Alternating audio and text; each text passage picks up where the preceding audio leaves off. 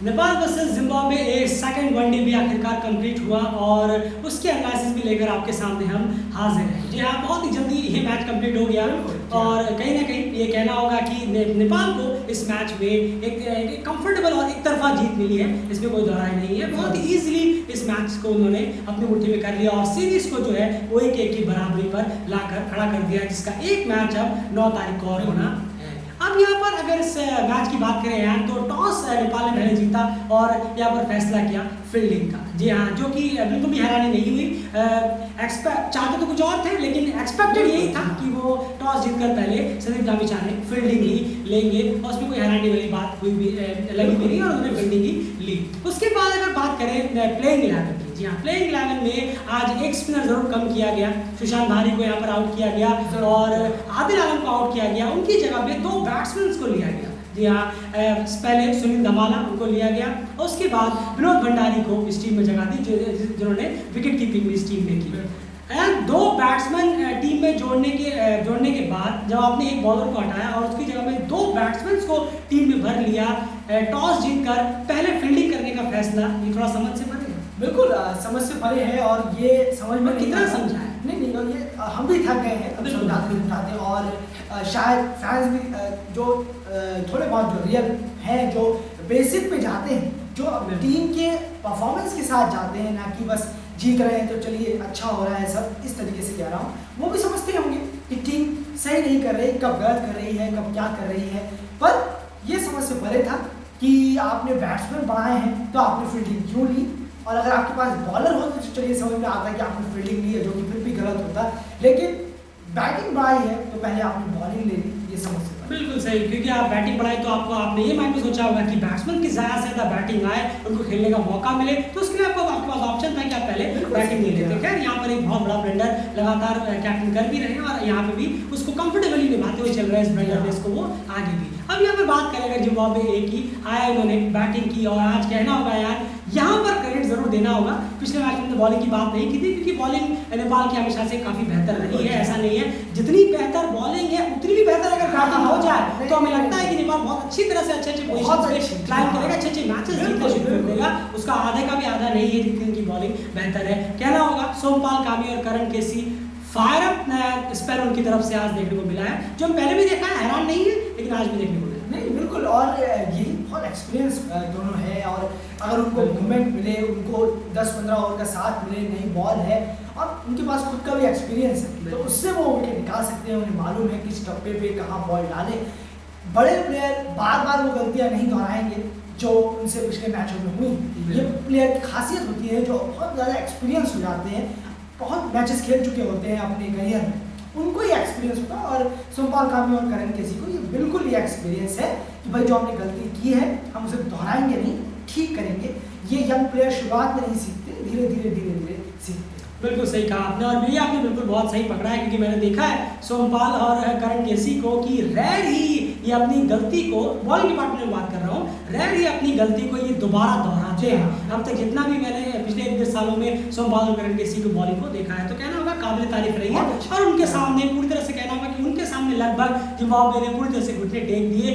एक चीज़ और, जिम्बाब्वे ए ने जब कल मैच खत्म हुआ था तो उसके बाद मैंने उनके ट्विटर की तरफ से कमेंट किया था कि आप जोनाथन कैम्पबेल को ऊपर क्यों नहीं भेजते, आपको मुनियुंगा से ऊपर जोनाथन कैम्पबेल को भेजना चाहिए। और खैर तक वो बात पहुंची कहाँ होगी, उन्होंने सुना भी नहीं, खैर कोई बात नहीं। लेकिन आप देखिए आज जोनाथन कैम्पबेल का परफॉर्मेंस, कल भी मुझे उनके अंदर वो दिखा था, वो कल भी रन आउट हुए थे, आज भी वो रन आउट हुए हैं, यानी उनके अंदर वो कैपेबिलिटी है। मुनियुंगा जिस डाउन पे भेजे जा रहे हैं, वो खुद कैप्टन है, खुद ही खुद को भेज रहे हैं, वो अपने आप को नीचे कर जोनाथन कैम्पबेल को ऊपर भेज सकते हैं, कम से कम सेकंड डाउन भेज सकते हैं, तो वो बहुत ज़्यादा वर्क करेगा। और वही आज भी आपको देखने को मिला। आज के मैच के हाईएस्ट स्कोरर भी जोनाथन कैम्पबेल ही है, जो कि रन आउट हुए हैं। आउट अभी भी वो इस सीरीज में हुए नहीं है, बॉलर के थ्रू बैट्समैन पहले मैच में रन आउट हुए और अब इस मैच में भी यहाँ पर उनको रन आउट का सामना करना पड़ा। ये एक चीज़ ध्यान देने वाली बात है जो प्रेडिक्ट की थी, और आप लोगों में से कुछ लोगों ने वो कमेंट में हमारा पढ़ा भी होगा। खैर, अब यहाँ पर चलते हैं ब्रैड वांस ने भी आज नॉट आउट रहते गए, 20 रन बनाया, यानी उनके बल्ले से भी कुछ रन निकलते हैं। कल भी उन्होंने मैच जिताया अपनी टीम के लिए लास्ट ओवर में, और आज भी उनके बल्ले से रन निकल रहे हैं। थोड़ी बहुत बैटिंग वो भी यहाँ पर करते हुए नजर आ रहे हैं। पूरी तरह से आज कोलैप्स हो गई और पूरी तरह से फ्लॉप रही है जिम्बाब्वे की बैटिंग तो उनकी पहले मैच में ही फ्लॉप रही थी, लेकिन इस मैच में भी उनकी जो बैटिंग है वो बहुत ज़्यादा ब्लंडर रही है। एंड उसके अलावा सोमपाल करन के अलावा बॉलिंग डिपार्टमेंट की अगर हम बात करें तो वहाँ पर आप किस तरह से देखते हैं बॉलिंग को? नहीं बिल्कुल अच्छी, बहुत अच्छी बॉलिंग हुई है। देखिए जब आपके कमर तो उन्होंने तोड़ दी। बिल्कुल से मैं ये कहना चाह रहा था कि जब 30 रन पे 6 विकेट गिर जाए तो उसके बाद ज़्यादा कुछ बचता नहीं है। बॉलर्स और ज़्यादा हावी हो जाते हैं और वो जो सामने वाली टीम होती है वो डरी डरी सी महसूस करती है कि चलिए अब कुछ रन ही जोड़ लें। ऐसा नहीं है कि कुछ रन जुड़ जाए तो बेहतर है कि चलिए कुछ क्या पता हम जीत भी सकते हैं। ये होता है अपने लिए खेलते हैं सीधे तौर पर है। जब 30 पे 6 हो जाते हैं, चाहे टेस्ट नेशन भी क्यों ना हो, कोई भी कितनी बड़ी टीम हो, जब इस ऐसे हालात पे आ जाते हैं, बात आ जाती है, तो वहाँ पर जो टैलेंटर्स हैं नीचे के साथ है वो अपने लिए खेलते हैं, मजे में खेलते हैं, एंजॉय करके खेलते हैं। चलो भाई बहुत बैटिंग मिल गई, आज तो मज़ा आएगा। एग्जैक्टली यही फीलिंग होती है जब इस हालत पे हो जाते हैं। तब नहीं होता जब 200-300 रन बनते हैं, जब 35, 36, 40 पे 6, 5, 7 विकेट हो जाते हैं, तब ये फीलिंग आती है और मजे से बैटिंग करते हैं नीचे के। बिल्कुल, और सबसे बड़ी बात ये एक चीज़ और भी होती है कि उनके ऊपर वो प्रेशर नहीं होता, क्योंकि रन स्कोर करने का जो ज़्यादा जिम्मेदारी जो होती है वो होती है बैट्समैन पे, मिडिल ऑर्डर पे, ऑलराउंडर्स पे, टेल एंडर्स पे होता है, इसलिए वो खोल के आप मजे से उस परफॉर्मेंस को लेते हैं। चलिए आप यहाँ बात करते हैं इसके चेस की अगर बात करें तो आज कुशल मुर्तल आसिफ से ओपनिंग के लिए नहीं आए, सुनील धमाला को वहाँ पर ओपनिंग में भेजा गया और ओपनिंग में उन्होंने काफ़ी अच्छे खासे रन निकाले। जी 38 रन उन्होंने आज बनाए हैं अपने इस पहले मैच में। और आसिफ शेख की बात करें तो उनके शॉट्स यार लगातार जो हम कहते रहते हैं, बहुत सारे कमेंट्स में भी इंटरेक्शन होता रहता है, हमारे ट्विटर पर भी हम कहते रहते हैं। मेरे प्रणय भाई को याद होगा कि मैंने उनसे भी कहा था कि आसिफ जो है उनके शॉट्स जो है वो जब भी चले उनके शॉट जो है वो बहुत ज़्यादा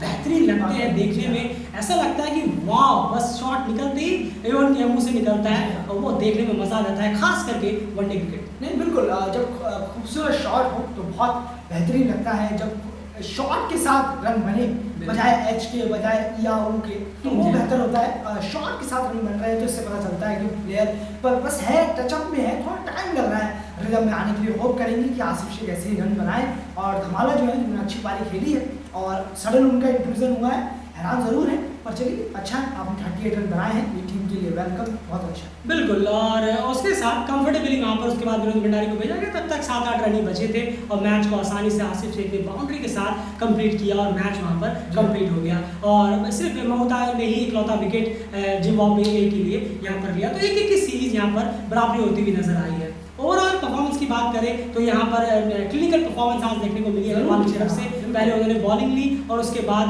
86 रन के आसपास जिम्बाब्वे को आउट किया और खुद उस स्कोर को आसानी से चेस कर लिया।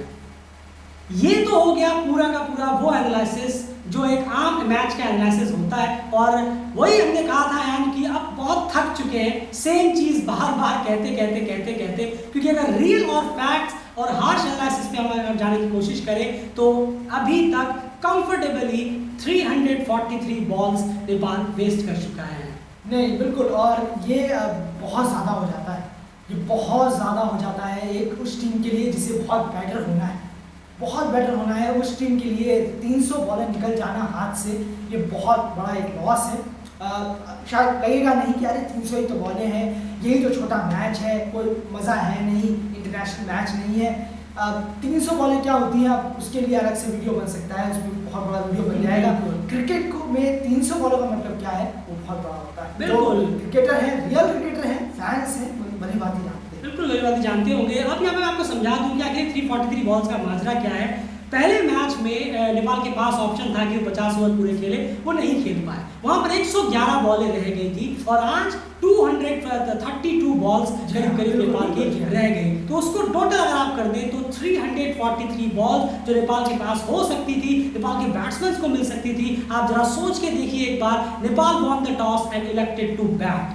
ये अगर फैसला होता तो आप देखते किसी को ही भेजते आप। मान लीजिए सुनील धमाला आसिफ आए, सुनील धमाला 38 किए, आउट हुए, आसिफ बैटिंग कर रहे हैं, उसके बाद विनोद भंडारी आए, चलिए उन्होंने भी कुछ रन्स किए, कोई भी होता उनकी जगह में, कोई भी होता भी होते तो भी हम यही कहते रन्स किए। रोहित आए, मान लीजिए रोहित खेल रहे हैं, 80 रन पे 40-45 उन्होंने मारे और वो आउट हो गए। दीपेंद्र सिंह आए, उन्होंने भी 40-45 मारे, 70-75 बॉलें उन्होंने खेली। उसके बाद सोमपाल कामी ने भी 50-60 बॉलें खेली और उसके बाद 30-35 रन मारे। और ओवरऑल कहीं ना कहीं ऐसा स्कोर होता कि नेपाल ने 50 ओवर पूरे बैटिंग की और 230, 40, 45, 50 जो भी है रन कितने भी हैं 200 क्रॉस किया और 50 ओवर पूरे कंप्लीट किए। बिल्कुल बहुत बेहतरीन प्रैक्टिस होती और बहुत बेहतरीन वो टीम को काम आता, लेकिन नहीं, सिर्फ 11 ओवर बैटिंग आपने चूज की जहां पर आपको 50 ओवर बैटिंग का पूरा मौका टॉस ने दे दिया था। तो ऐसी बहुत सारी चीजें हैं, क्योंकि उस अपनी हार्ड फैक्ट एनालिसिस में हम घुसना चाहेंगे नहीं, लगातार वो करते रहते हैं। संदीप उनका उसका उल्टा ही करते हैं, कोई समझ में नहीं आता सिलेक्शन क्या होता है क्या नहीं होता है। आप इन मैचेस को कितना ईजी समझ रहे हैं, आप जिम्बाब्वे को हराने में इतना सीरियस क्यों है, ये बिल्कुल समझ से परे है। और हिमांशु जोशी भाई, आपसे मैंने कल कमेंट में कहा था, जो लास्ट वाला फेज था पैराग्राफ में मैंने कहा था कि अचानक से अब आप देखेंगे कि बहुत अच्छी बैटिंग हो जाएगी, चाहे लोग 50 मारने लगेंगे, 100 मारने लगेंगे और अचानक से बहुत अच्छी बैटिंग हो जाएगी, लेकिन उससे डिस्ट्रैक्ट मत होइएगा, उससे इंप्रेस मत होइएगा, क्योंकि ये कंसिस्टेंट बेसिस पे नहीं, ये कंसिस्टेंट बेसिस पे नहीं है। क्योंकि अगर ये आप इस पे ज़्यादा इंप्रेस होते हैं तो डेफिनेटली आपको आगे जाकर डेफिनेटली 100 देखने को जरूर मिलेगा। क्या कहेंगे? नहीं बिल्कुल, और ये होगा ही, अभी आने वाले वक्त पर पता भी चल जाएगा। क्या ज़्यादा बोलने से नहीं, जब एक्शन होगा गेम का तब खुद ही पता चल जाएगा। फिलहाल इस एनालिसिस में इतना है, क्योंकि इस एनालिसिस को भी हम थोड़ा ठंडा ही रखा है, क्योंकि अब बोल के सच में थक गए। फिलहाल इस वीडियो में इतना है, चैनल को सब्सक्राइब जरूर कर लीजिए, आप लोगों का सपोर्ट लगातार चैनल के साथ बनाए रखिएगा। वीडियो को पूरा देखने की जरूर कोशिश करिए, इतना ही रिक्वेस्ट रहेगा, उससे हमें काफ़ी सपोर्ट मिल सकता है, डेली चैनल और ज़्यादा इम्प्रूव हो सकता है। फिलहाल इस वीडियो में इतना है, वीडियो को लाइक जरूर करिएगा अगर आपका एनालिसिस